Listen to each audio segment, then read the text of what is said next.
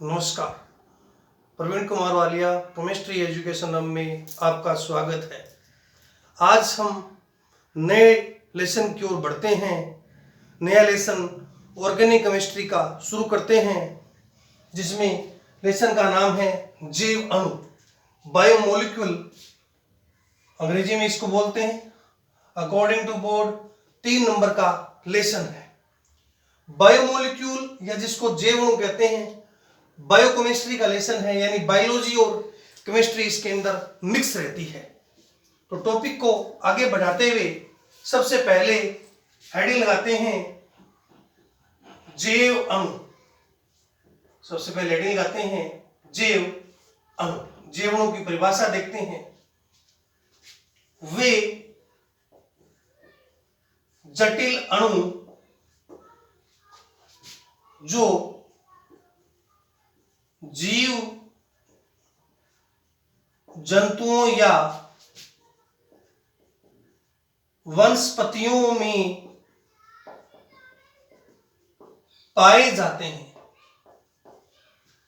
वे जटिल अणु जो जीव जंतुओं या वनस्पतियों में पाए जाते हैं जैव अणु कहलाते हैं। जैव अणु कहलाते हैं। जैसे बात करें हम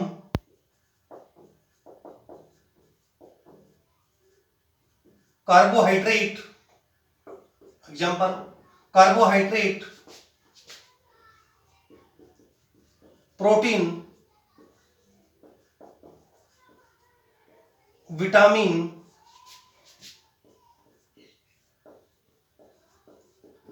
न्यूक्लिक अम्ल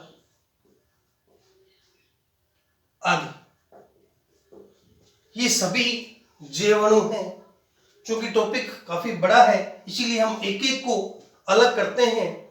सबसे पहले हेडिंग लगाते हैं कार्बोहाइड्रेट।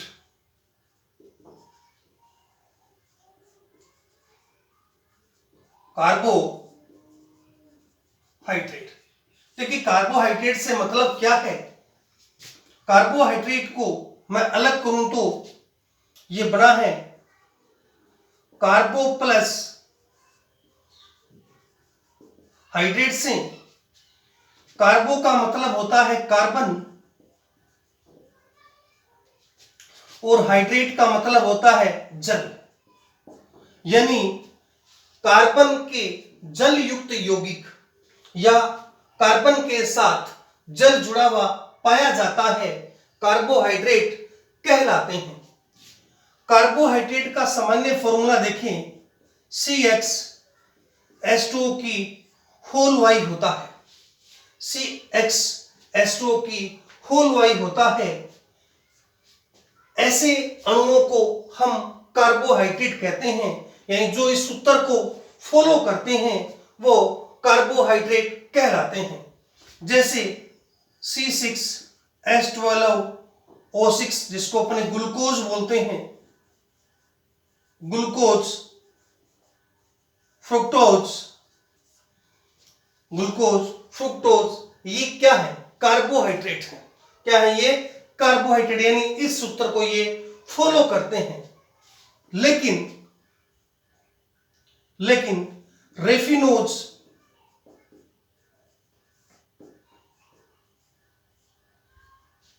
रेफिनोज 2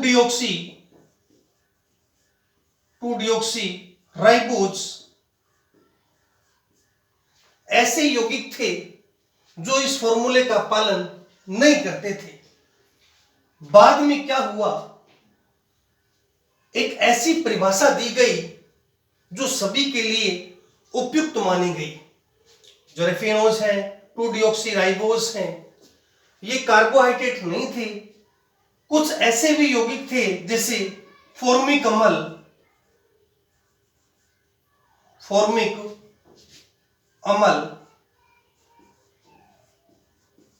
जिसको फार्मिक अम्ल भी बोलते हैं। फॉर्मिक अम्ल होता है HCOH। एसिटिक अम्ल, इनके फॉर्मूले की बात करें तो फॉर्मिक अम्ल होता है HCOH, एसिटिक अम्ल होता है CH3COH। फॉर्मिकमल को यदि मैं इस फॉर्मूले के संदर्भ में लिखूं तो मैं यूं लिख सकता हूं इसको CH2। इसको मैं क्या लिख सकता हूं, C2H2O की होल 2, C2H2O की होल 2। ये सूत्र को फॉलो करते हैं फिर भी कार्बोहाइड्रेट नहीं है। तो बाद में इन सब को मिला करके एक परिभाषा सामने आई कि कार्बोहाइड्रेट हम किसे कहेंगे। तो परिभाषा क्या थी, मैं लिखता हूं बोर्ड पर।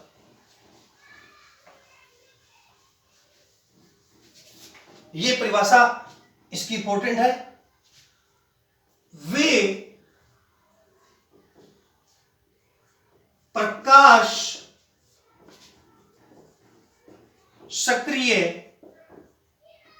यौगिक, वे प्रकाश सक्रिय यौगिक जो समय पॉली हाइड्रोक्सी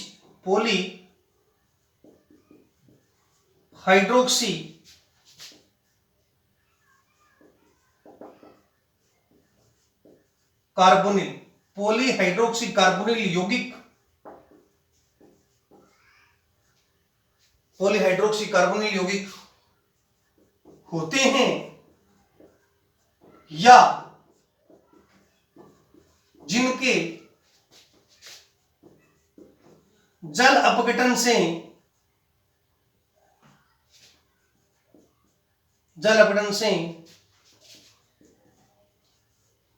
पॉलीहाइड्रोक्सी यौगिक प्राप्त होते हैं, कार्बोहाइड्रेट कहलाते हैं। तो दो शब्द इसके अंदर आए हैं। प्रकाश सक्रिय का मतलब होता है ऐसे यौगिक जो प्रकाश की उपस्थिति में सक्रिय रहते हैं या अपने विन्यास को चेंज करते हैं। प्रकाश सक्रिय का जो कारण है वो होता है किरेल कार्बन। एक कार्बन होता है जिसके बारे में आगे चर्चा करेंगे। किरेल कार्बन होता है, किरेल या इसको असमित कार्बन भी बोलते हैं, जिसको स्टार के द्वारा व्यक्त करते हैं। ऐसा कार्बन होता है जिसकी चारों संयोजकताएं अलग अलग होती है। जैसे इसकी A, B मान ली मैंने, C, D, चार संयोजकताएं यदि अलग अलग है तो ऐसे कार्बन को हम किरेल कार्बन कहते हैं। तो प्रकाश सक्रिय होने के लिए जरूरी क्या है, किरेल कार्बन होना चाहिए। इनकी चर्चा करेंगे केमिस्ट्री के अंदर। 17वां लेसन है उसके अंदर ये आता है। दूसरी बात, समय पॉलीहाइड्रोक्सी, ये शब्द का मतलब क्या है। पॉलीहाइड्रोक्सी का मतलब होता है दो से ज्यादा OH जिनके अंदर मिलते हैं वो पॉलीहाइड्रोक्सी एल्डिहाइड कहलाते हैं। यानी 2, 3, 4, 5, दो से ज्यादा जिन्हें मिलते हैं। और कार्बोनिल यौगिक से मतलब होता है एल्डिहाइड या कीटोन, यानी जिनमें दो समूह मिलते हैं। एल्डिहाइड जिसको CHO बोलते हैं और कीटोन जिसको C डबल बॉन्ड O से रिप्रेजेंट करते हैं, वो कार्बोनिल यौगिक होते हैं। तो कार्बोहाइड्रेट को लास्ट में क्या माना गया कि वे यौगिक थे जो या तो स्वयं पॉलीहाइड्रोक्सी एल्डिहाइड होते हैं, पॉली का मतलब बहुत ज्यादा इनमें OH में मिलते हैं, या जिनका जल अपघटन करा दें तो पॉलीहाइड्रोक्सी एल्डिहाइड प्राप्त होते हैं, कार्बोहाइड्रेट कहलाते हैं। तो इस डेफिनेशन को सबसे ज्यादा उपयुक्त माना गया। कार्बोहाइड्रेट्स के बारे में और देखें तो इसके कुछ कार्य दिए गए हैं। कार्बोहाइड्रेट्स के कार्य की बात करें, फंक्शन क्या काम करता है ये कार्य। कार्बोहाइड्रेट पहला जो कार्य करता है वो शरीर को ऊष्मा व ऊर्जा प्रदान करता है। शरीर को ऊष्मा व ऊर्जा प्रदान करता है और कंकाल का निर्माण करता है। तीसरा कह सकता हूं मैं कोशिका झिल्ली का निर्माण करता है। कोशिका झिल्ली यानी जैसे बायोलॉजी में पढ़ते हैं अपने, जो पादपों की कोशिका झिल्ली होती है वो सेल्यूलोज की बनी होती है। किसकी बनी होती है? सेल्यूलोज की बनी होती है। तो ये कुछ कार्बोहाइड्रेट्स के कार्य थे। तो कार्बोहाइड्रेट्स के बारे में हमने परिभाषा पहला J1 पढ़ रहे हैं। कार्बोहाइड्रेट सब इनके अलग अलग है और टॉपिक सारे सिलेबस में आपके। तो पहला मैं कार्बोहाइड्रेट काफी बड़ा टॉपिक है, बड़ा प्रश्न तो आता नहीं है। एक नंबर के 3 क्वेश्चन आपको, छोटे छोटे क्वेश्चन आप बोर्ड के पेपर देख सकते हो, उसमें एक नंबर के क्वेश्चन आपको मिलते हैं। तो हम डिटेल से इनकी पढ़ेंगे। टॉपिक चल रहा है कार्बोहाइड्रेट, परिभाषा बताइए। इसको आगे बढ़ाता हूं मैं, कार्बोहाइड्रेट को, बोर्ड को साफ करता हूं, आप उतार लीजिए, आराम से वीडियो देखिए, इनको उतारने की कोशिश किया करो, रफ कॉपी रखा करो साथ।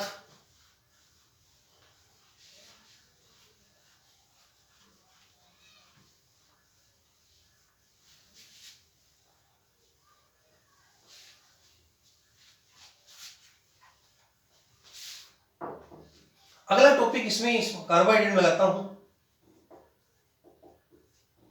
कार्बोहाइड्रेट का वर्गीकरण, classification of carbohydrate, classification of carbohydrate. Carbohydrate का क्लासिफिकेशन देखें तो 2 टाइप से बता सकते हैं। पहला है भौतिक गुणों के आधार पर। किसके आधार पर है? भौतिक गुणों के आधार पर। भौतिक गुण के आधार पर देखें तो कार्बोहाइड्रेट को मुख्यतः 2 भागों में डिवाइड कर सकते हैं। कितने भागों में डिवाइड कर सकते हैं? 2 भागों में। एक को कहते हैं हम शर्करा, क्या कहते हैं? शर्करा। और दूसरा जो है इसका टाइप अशर्करा, sugars and non sugars. Sugar इसको बोल सकते हैं नॉन शुगर, अशर्करा। देखो शर्करा से मतलब क्या है? सीधा सा अर्थ एक ही है, वे कार्बोहाइड्रेट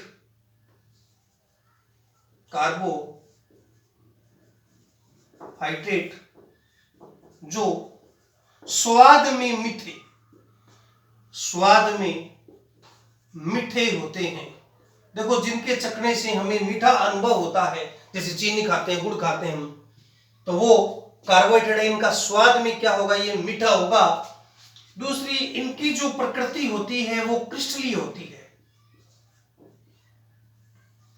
क्रिस्टलीय ठोस होते हैं, यानी कोई न कोई इनकी संरचना पाई जाती है। जैसे अपन चीनी की संरचना बोलते हैं कि किस वर्गाकार हो सकती है, हेक्सागोनल हो सकती है, तो क्रिस्टल की कोई न कोई, जैसे बोर्ड आपके सामने लगा है, क्रिस्टलीय प्रकृति का है, तो क्रिस्टलीय ठोस ये होंगे।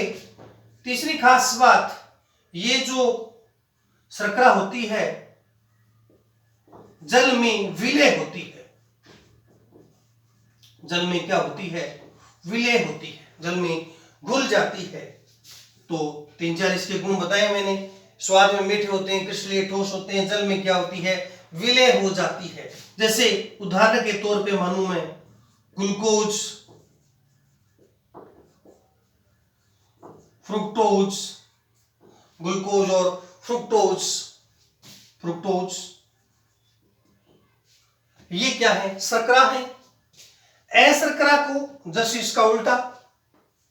अशर्करा की पहली खास बात, स्वाद में मीठे नहीं होते, स्वाद में मीठे नहीं होते, यानी स्वादहीन कहते हैं इसको, स्वादहीन कहते हैं इसको। जल में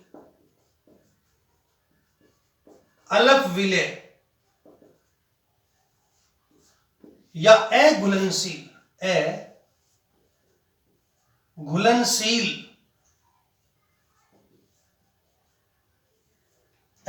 होते हैं और अक्रिस्टलीय ठोस होते हैं। वेरी वेरी इंपॉर्टेंट, अक्रिस्टलीय ठोस क्या होते हैं? अक्रिस्टलीय ठोस होते हैं, यानी इनकी कोई विशेष संरचना नहीं होती, पाउडर रूपी होते हैं। कैसे होते हैं ये? पाउडर रूपी होते हैं। जैसे उदाहरण के तौर पे स्टार्च, सेल्यूलोज,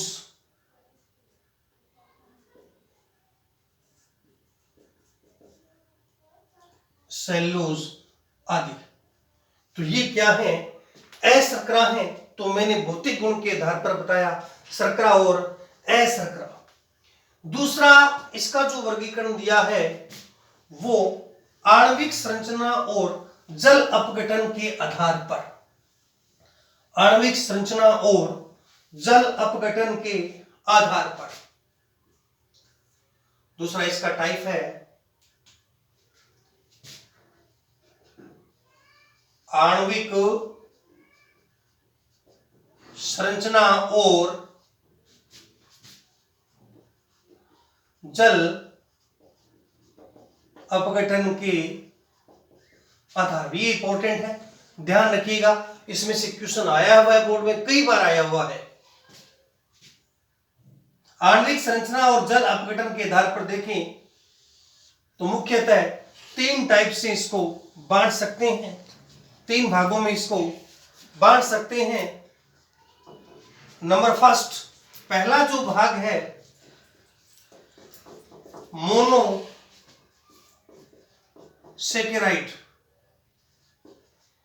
पहला जो भाग है मोनोसेकेराइड। दूसरा जो भाग है ओलिगोसेकेराइड, ओलिगोसेकेराइड।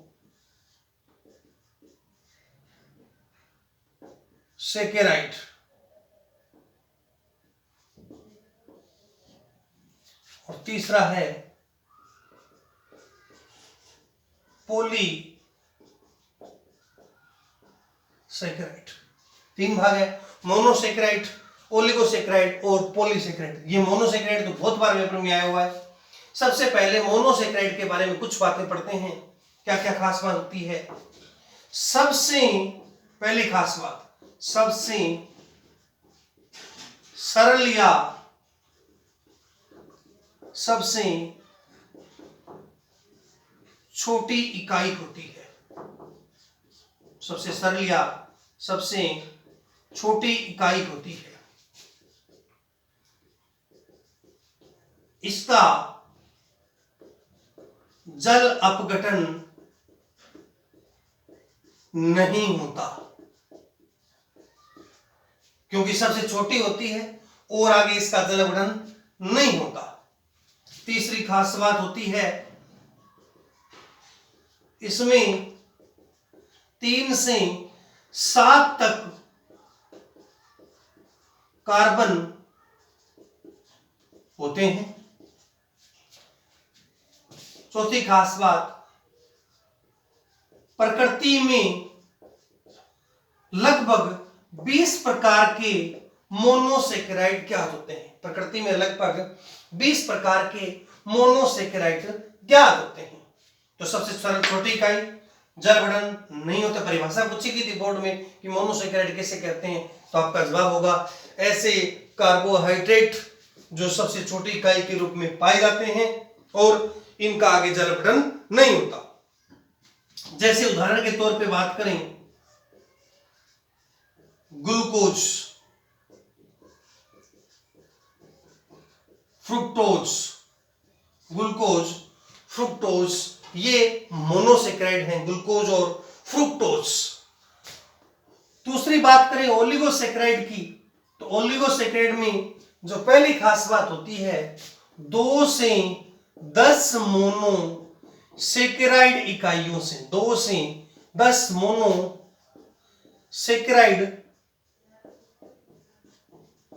इकाइयों से मिलकर बने होते हैं। कितने? 2 से 10 मोनोसेकेराइड इकाइयों से मिलकर बने होते हैं। इन मोनोसेकेराइड इकाइयों के मध्य, जो मोनोसेकेराइड इकाइयां होती है, इनके मध्य ग्लाइकोसाइडिक बंध पाया जाता है। यानी ग्लाइकोसाइडिक बंध ऐसा बंध होता है जो मोनोसेकेराइड इकाइयों के मध्य पाया जाता है, जिससे मोनोसेक्राइड इकाइयां आपस में जुड़ी हुई पाई जाती है।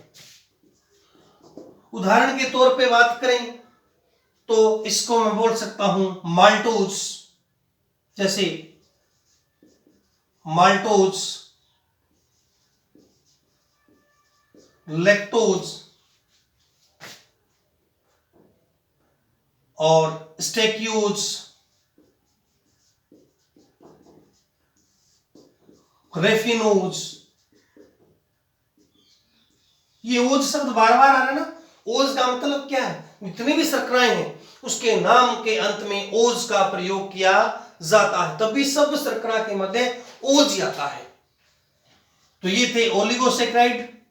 ओलिगोसेक्राइड के बाद में बात करें हम पॉलीसेक्राइड की, तो पॉलीसेक्राइड में क्या होगा? सीधी सी बात है, 10 से अधिक मोनोसेक्राइड इकाइयां पाई जाती है। यानी 10 से अधिक मोनोसेक्राइड इकाइयां जिनमें मिलती है वो क्या कहलाते हैं? पॉलीसेक्राइड कहलाते हैं। पॉलीसेक्राइड भी आप देखोगे तो इनके मध्य जो मोनोसेक्राइड इकाइयां जुड़ी होती है उनमें ग्लाइकोसाइडिक बंध मिलता है। तो ग्लाइकोसाइडिक का मतलब सीधा सा अर्थ होता है ऐसा बंध होता है जो दो मोनोसेक्राइड इकाइयों को आपस में जोड़ देता है। एक खास बात पॉलीसेक्राइड की, ये बहुलक रूपी होते हैं। ये बहुलक रूपी होते हैं, यानी इनकी स्ट्रक्चर बहुलक रूपी होती है। इनका सामान्य सूत्र C6H10O5 की होल एन, C6H10O5 की होल एन होता है, यानी बहुलक रूपी पाए जाते हैं। जैसा कि आपने बहुलक चैप्टर में पढ़ा है, एन का मतलब बहुत सारी इकाइयां इसके अंदर जुड़ी होती है। एक इनकी जटिल संरचना होती है, जो पॉलीसेक्राइड होती है बहुत बड़ी संरचना के अंदर पाए जाते हैं। जैसे बात करें उदाहरण के तौर पे स्टार्च है, वर्णन आएगा इनका आगे, सारा डिटेल है इसकी। स्टार्च है, सेल्यूलोज है, स्टार्च है, सेल्यूलोज है, ये एक प्रकार के पॉलीसेक्राइड है। तो सिंपलिसिटी, हमने सिंपल बात की। सबसे सरल या छोटी इकाई के रूप में जो होते हैं वो मोनोसेक्राइड होते हैं, जिनका आगे चल बटन नहीं होता, जबकि जो ओलिगोसेक्राइड होते हैं वो 2 से 10 मोनोसेक्राइड इकाइयों से मिलकर के बने होते हैं। थोड़ा और बांटना चाहे तो ओलिगोसेक्राइड भी इसमें 2-3 भाग और बना सकते हैं। यूं बना सकते हैं, डाइसेक्राइड बोल सकते हैं, डाई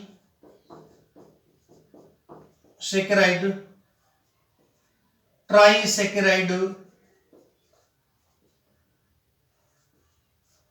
और इसको टेट्रासेक्राइड, टेट्रासेक्राइड 3 भागों बना सकते हैं।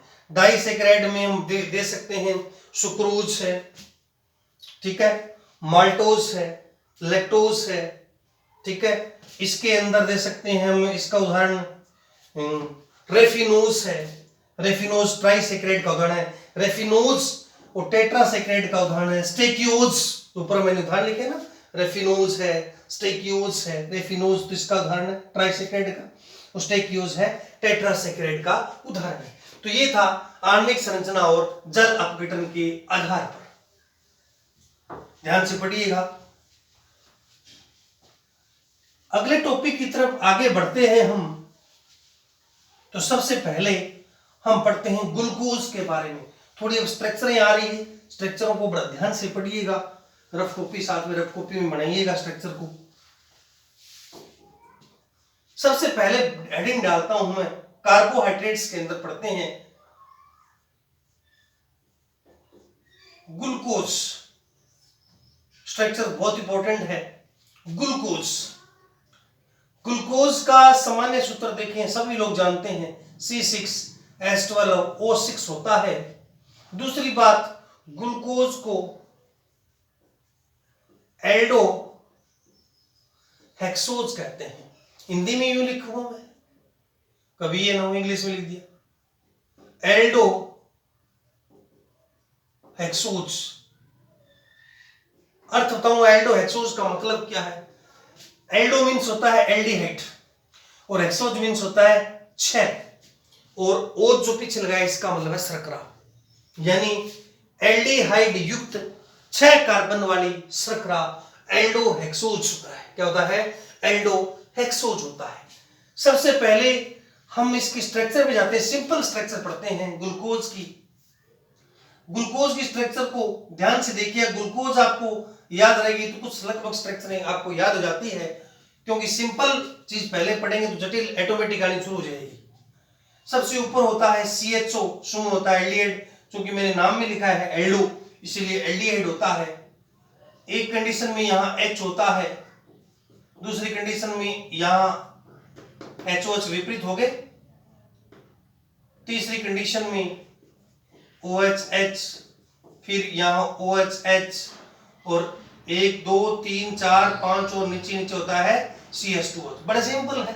सबसे ऊपर CHO, दूसरी कंडीशन में OH OH विपरीत हो गए और दोनों OH हो गए सेम हो गए। अब क्या करते हैं हम ग्लूकोज में, ग्लूकोज के अंदर ये जो स्ट्रक्चर आपको दी, सिंपल संरचना है ग्लूकोज की, इसको डी ग्लूकोज बोलते हैं। क्या बोलते हैं इसको? D glucose. इसको डी प्लस भी लिखते हैं। इसका अर्थ बताऊंगा, इसका मीन्स क्या है, बड़े इंपॉर्टेंट चीजें हैं ये। डी प्लस ग्लूकोज बोलते हैं। ये जो डी शब्द आया है वो आया है, एक यौगिक होता है गिल्सरेल्डिहाइड। क्या होता है? गिल्सरेल्डिहाइड यौगिक होता है एक गिल्सरेल्डिहाइड। बोर्ड पे लिखता हूं मैं, यहां समझिएगा इसको, ये डी और इससे एल से मतलब क्या है। इस गिल्सरेल्डिहाइड के आधार पर इसका विन्यास दिया गया था। इस गिल्सरेल्डिहाइड, नाम क्या इसका? गिल्सरेल्डिहाइड। देखिए नाम थोड़े हैं इनके, इनको याद रखना पड़ेगा अपने को। गिल्सरेल्डिहाइड, इस विन्यास के आधार पर इसका नाम दिया गया था। क्या दिया गया था? इसको डी गिल्सरेल्डिहाइड बोलते हैं। क्या बोलते हैं? डी गिल्सरेल्डिहाइड बोलते हैं। इसके आधार पर इसका नाम दिया गया। तो नीचे से पहला असमित कार्बन, नीचे से पहला असमित, ये शब्द आया ना असमित, असमित का मतलब किरेल होता है।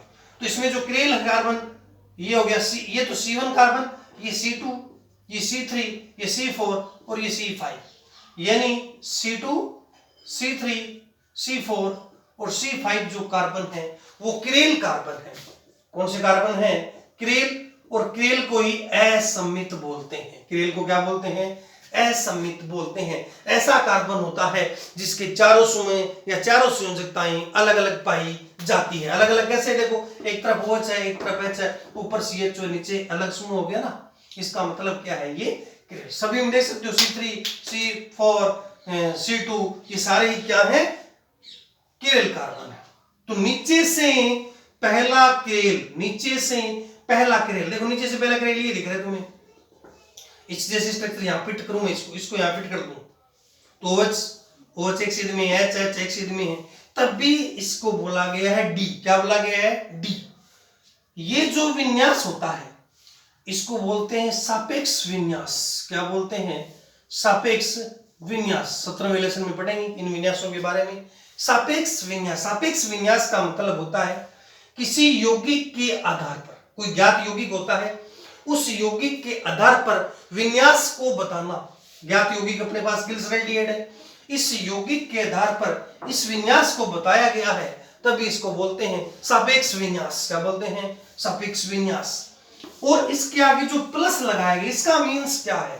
प्लस का मतलब होता है, हम पढ़ते हैं समतल ध्रुवित प्रकाश। डिटेल भी इनकी आगे आएगी। समतल ध्रुवित प्रकाश, समतल ध्रुवित प्रकाश। समतल ध्रुवित प्रकाश ऐसा प्रकाश होता है जो प्रकाश के तल को दाईं ओर या बाईं ओर, यानी ये जो यौगिक दिया गया है, ये यौगिक प्रकाश के तल को दाईं ओर भी घुमा सकता है, जिसको क्लॉकवाइज बोलते हैं, और जो बाईं ओर घुमाता है उसको एंटी क्लॉकवाइज बोलते हैं। आपने पढ़ा है सिंपली। तो जो दाईं ओर जब घुमाता है यानी क्लॉकवाइज जब घुमाता है, तब उसके आगे प्लस को रिप्रेजेंट किया जाता है। और डी का मीन्स मैंने बताया, डी गिल्सरेल्डिहाइड के आधार पर बताया गया है। यदि ये OH समूह है, यानी ये कंडीशन क्या हो जाए, ये OH इधर आ जाए और ये H इधर आ जाए, नीचे आपको CH2OH और ऊपर वाला H दिखे, तो नीचे से असमित कार्बन को मैंने क्या कर दिया? चेंज कर दिया तो चेंज करने के बाद ये जो विन्यास होगा इसको बोलते हैं एल। क्या बोलते हैं? एल बोलते हैं। यानी इनका अर्थ भी है, वैसे अंग्रेजी अर्थ भी। डी को कहते हैं डेक्स्ट्रो रोटेटरी। डी से मतलब होता है डेक्स्ट्रो रोटेटरी, दक्षिण ध्रुवण घूर्णक। और एल को बोलते हैं लीवो रोटेटरी। लीवो रोटेटरी इन्हें बोलते हैं वाम ध्रुवण घूर्णक। दक्षिण ध्रुवण घूर्णक और वाम ध्रुवण घूर्णक बोलते हैं। अब मैं थोड़ा टॉपिक को आगे बढ़ाता हूं। जो आपके सिलेबस कहता है, उस सिलेबस में आपकी डी प्लस है। डी ग्लूकोज की संरचनाएं हैं। डी ग्लूकोज की अलग अलग टाइप की संरचनाएं होती है। अलग अलग टाइप में पहली टाइप तो अपने डी ग्लूकोज ये पढ़ा। दूसरी टाइप क्या दी गई है? इसकी अंतः आणविक संरचना। अंतः आणविक संरचना दी गई है। अंतः आणविक जो संरचना है उसको चक्रीय संरचना भी बोलते हैं। चक्रीय संरचना बोलते हैं, या इसको चक्रीय एसिटेल बोलते हैं। जो ग्लूकोज की संरचना है उसको चक्रीय एसिटेल भी बोलते हैं। करना क्या है तुम्हें? बड़ी सिंपल चीजें मैंने तुम्हें भी कहा है कि ये 1 number carbon, 2 number, 3 number, 4 number और 5 नंबर। 1 नंबर कार्बन में एल्डिहाइड की संरचना ये होती है। आप स्ट्रक्चर खोल के देखोगे तो यहां C डबल बॉन्ड हो और यहां क्या होता है? H होता है। तो 1 नंबर कार्बन यानी इसकी स्ट्रक्चर क्या है? ये है, ध्यान दीजिएगा। यहां H C double bond O है। 1 नंबर कार्बन और 5 नंबर कार्बन यानी C1 व C5 के बीच में बॉन्डिंग होगी। C1 व C5 के बीच में क्या होगी? बॉन्डिंग होगी, बंध बनेगा C1 और C5 के बीच में। कैसे बनेगा? C5 का मैं H उठा करके इस कंडीशन पे ले आता हूं। 1 नंबर पे किसको उठाया? H को उठाया, सॉरी 5 नंबर कार्बन के H को उठाया, उठा करके मैं ले गया इस ऑक्सीजन के पास। तो आपके सामने स्ट्रक्चर क्या दिखेगी? कुछ यूं स्ट्रक्चर दिखेगी। H यहां ही जाएगा और यहां O ये बन टूट जाएगा बीच में से, यहां से यहां आ जाएगा H। एच लिख दो, बाकी एच लिख दो जो दिख रहा है उसको। ध्यान दीजिए, ध्यान से। 1 2 3 4 5 5 को उठाया मैंने, नीचे क्या आ गया? CH2H। बहुत सिंपल है। सी स्ट्रक्चर आपको याद होनी चाहिए। सिर्फ कितने को उठाया? 5 नंबर कार्बन को। कहां ले गया? 1 नंबर पर। किसको ले गया? H को।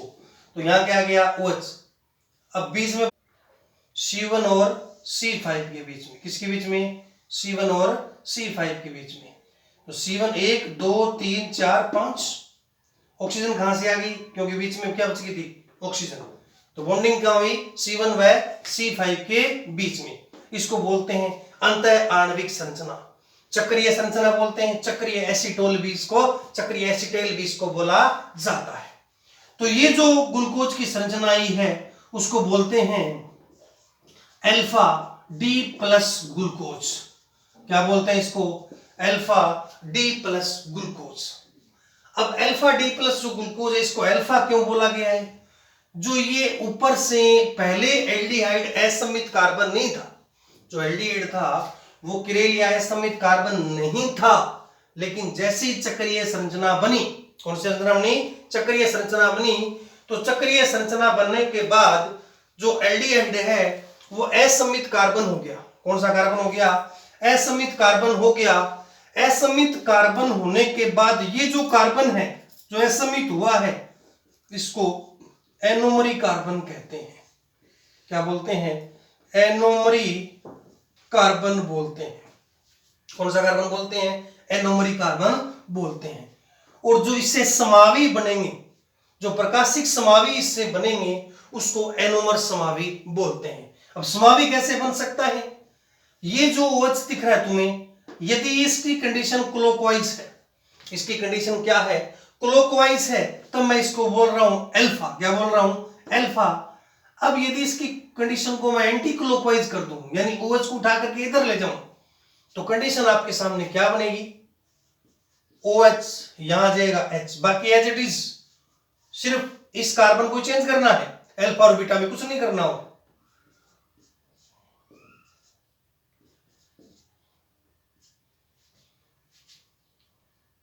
एक दो तीन, एक दो तीन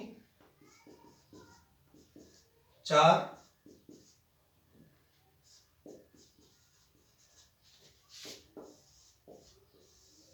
ये बन गई बीटा। कौन सी बन गई, बीटा डी प्लस ग्लूकोज। कौन सी बन गई, बीटा डी प्लस ग्लूकोज। तो ये जो दोनों समावि दिख रहे हैं आपको, इसको एनोमर बोलते हैं। क्या बोलते हैं इसको, एनोमर समावि बोला जाता है, क्योंकि एनोमरी कार्बन से ये समावि बने हैं। तो टॉपिक को थोड़ा सा और आगे बढ़ाते हुए हम क्या करते हैं, एक संरचना इसकी और है जो इंपॉर्टेंट है, आवर्त संरचना। कौन सी संरचना है, आवर्त संरचना। कौन सी है, आवर्त संरचना। ध्यान से पढ़ेगा, आवर्त संरचना। ग्लूकोज की जो आवर्त संरचना है उसकी तुलना एक यौगिक था पाइरेन, पाइरेन से की गई थी। किससे की गई थी, पाइरेन से की गई थी। अब पाइरेन से इसको बोला क्या कहा गया था, ग्लूकोज में 6 कार्बन होते हैं, इसीलिए जो ग्लूकोज था उस आवर्त संरचना को पाइरेनोज कहा गया था। क्या कहा गया था इसको, पाइरेनोज कहा गया था। अब मैं क्या करूं, पहले पाइरेन को बनाता हूं। जो पाइरेन है आपको इस प्रकार से दिखती है, ग्लूकोज की सिर्फ तुलना की गई थी पाइरेन से। पाइरेन जैसा नहीं होता है, ग्लूकोज की सिर्फ तुलना, क्योंकि इस स्ट्रक्चर को बनाना है, तभी ग्लूकोज को पाइरेनोज कहा गया था। क्या बोला गया था इसको, पाइरेनोज। 6 सदस्य वाले होती है। कितने सदस्य होते हैं, 6 सदस्य इसके अंदर होते हैं। सदस्य से मतलब कार्बन वगैरह, यानी 5 तो कार्बन होते हैं और एक इसमें ऑक्सीजन होती है, इसीलिए इसको 6 सदस्य वाले कहते हैं। थोड़ी सी मैं नीचे बनाता हूं इसको, ध्यान से देखिएगा, बड़ी सिंपल है। आवर्त संरचना बहुत इंपॉर्टेंट है, पेपर में ही यही आती है। इस जैसे बना दी मैंने ग्लूकोज की, मैं लाइनें लगा देता हूं यूं, बड़ी सिंपल चीजें, यूं सिंपल चीजें। अब मेरे को आवर्त संरचना में मान लो अल्फा बनानी, क्या बनानी है, अल्फा डी बनानी है। पहले हमने अल्फा डी पढ़ी थी, ये जो मान लो अल्फा डी है। हमें करना क्या, एक चीज ट्रिकली कुछ चीजें याद रखें।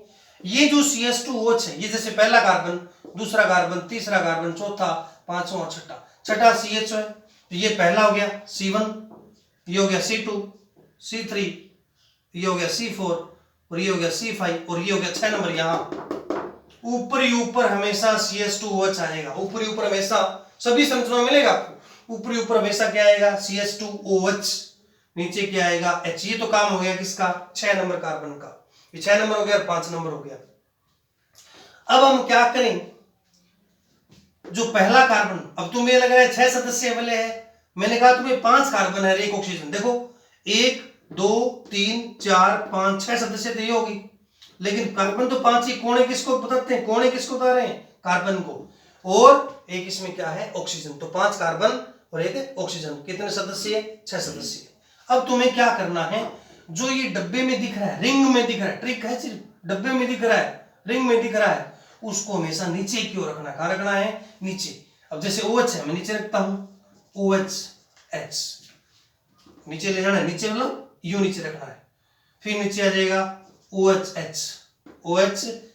अब देखो H नीचे क्या आएगा, H तीसरे में देखो H नीचे और OH ऊपर आ गया।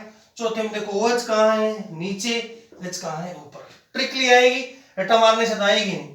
जो डब्बे में है उसको अपन क्या कर दें, नीचे रखें, बाकी सब कहाँ रहेंगे, ऊपर। CH2OH हमेशा ही कहाँ रहेगा, ऊपर रहेगा।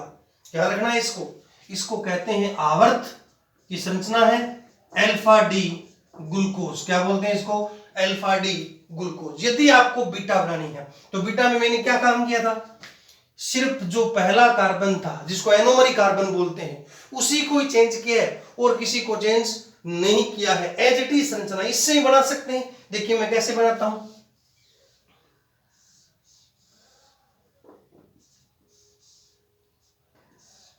बड़ी सिंपल है। एक नंबर कार्बन को ही चेंज करना है, किसी को नहीं लाना है। एक नंबर कार्बन यही तो है, इसी को ला रहा हूं बीटा में।